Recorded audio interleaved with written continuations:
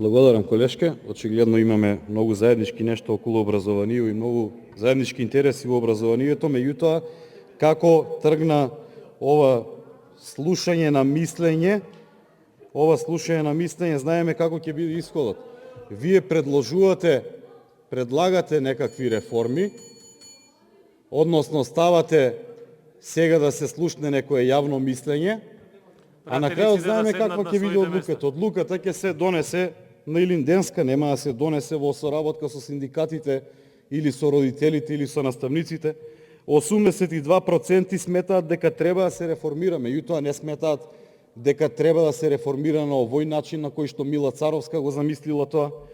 Учебници, зборувате за учебници, дека сакаат нови или дека не е соодветна содржината. Така е, меѓутоа оваа година немаме ниту распишано конкурс за учебници, а оние кои што беа почнати, каде што поминаа сите филтри, дури и се лекторира, тие прекинаа. Не знам дали сте во тек. Јас сум во тек за тоа. Благодарам.